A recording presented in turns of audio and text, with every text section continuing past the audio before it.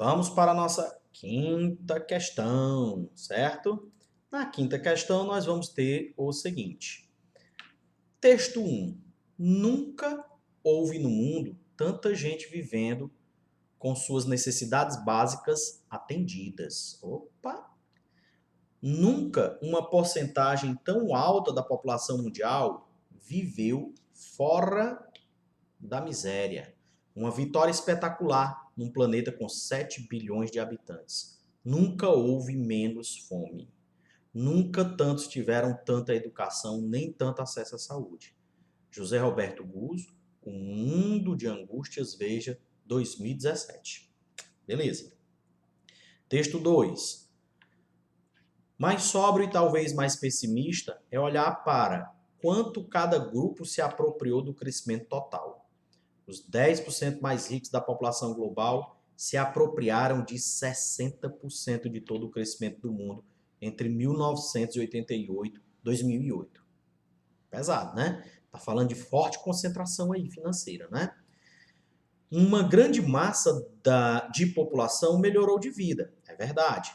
Mas o que esse dado demonstra é que poderia ter melhorado muito mais que o resultado do crescimento, se o resultado do crescimento não terminasse tão concentrado nas mãos dos ricos. O que está em jogo é mais do que dinheiro. Em um mundo globalizado, os estados nacionais perdem força. Perdem força para quem? Para as grandes corporações. Um grupo pequeno de pessoas com muita riqueza tem grande poder de colocar as cartas a seu favor. E aí essas grandes corporações colocam o verdadeiro poder do Estado a seu favor. Em casos extremos, a desigualdade é uma ameaça à democracia. Eu também consigo enxergar dessa maneira. Marcelo Mendes, O Mundo é o lugar mais desigual do mundo. Tá certo? Revista Piauí, aqui, 2016. O confronto entre os dois textos permite concluir corretamente que, pessoal, nós temos aí o texto 1, né? Ele vai trazer uma situação, certo? Em que ele coloca, tá? Um mundo de angústia. Ele está falando aí sobre nunca houve tanta gente vivendo com necessidades básicas atendidas, tá certo? Pessoas fora da miséria, vitória espetacular, menos fome, tá certo? Nunca tantos tiveram tanta educação, nem tanto acesso à saúde. No entanto, ele não está jogando logo qual é a posição. Se essa melhoria toda básica, ela foi motivada pelo Estado ou se ela foi motivada pelo setor privado.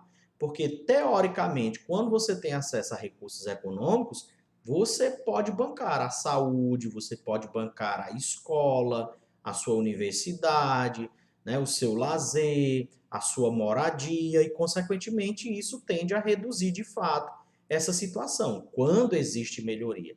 Já o texto B está falando de uma concentração financeira.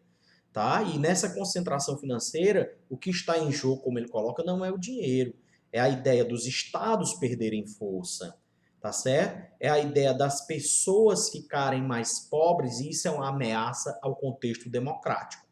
Então você tem assim, ó, na letra A diz, ambos manifestam um ponto de vista liberal, ambos em termos ideológicos, pois repercutem as vantagens da valorização do livre mercado e da meritocracia. Eu não consigo enxergar ambos os textos. Esse primeiro texto, ele está levando para uma visão em que você pode analisar se é no sentido privado, tá certo? Se é no sentido do Estado. Então, vamos aqui para o item B. O texto 1 pressupõe concordância com o liberalismo econômico, enquanto o texto 2 integra problemas econômicos com tendência de retrocesso político. Tá sim. Se você levar em consideração que esse texto 1, ele está falando de que essa atendimento às necessidades básicas, fora da miséria, uma vitória, certo? Ela está sendo promovida por uma questão privada, aí tudo bem, mas vamos analisar os outros itens. O C diz, o texto 1 critica o progresso entendido como um aperfeiçoamento contínuo da humanidade, não está fazendo uma crítica, ele está dando ênfase ao processo. Enquanto que o texto 2 valoriza a globalização econômica, não. Está criticando esse processo de globalização, de concentração de renda nos 10% mais ricos, de perda de poder do Estado. O item D diz: ambos apresentam um enfoque crítico e negativo. Por que ele é negativo? Tá? Sobre os efeitos do neoliberalismo econômico. Ambos não. O segundo está fazendo sim essa crítica, mas o de cima você não pode afirmar. A ideia que se tem aqui pode ser uma melhoria do Estado, pode ser do setor privado. Pode. É isso que eu estou questionando aqui com vocês. E o item E diz: ambos manifestam um ponto de vista socialista em termos ideológicos, pois enfatizam a necessidade de diminuição da concentração da renda mundial. Pessoal, não está falando de características do socialismo. O que ele está deixando a entender aqui no contexto, principalmente no texto 2, é que você tem uma concentração, é que os estados estão perdendo força, naturalmente essas forças elas são perdidas para as grandes instituições, e que você pode, através de casos extremos de aumento da pobreza, você ter ameaça à questão democrática. Mas ele não cita características da ideia do socialismo, em que ele é o melhor, etc.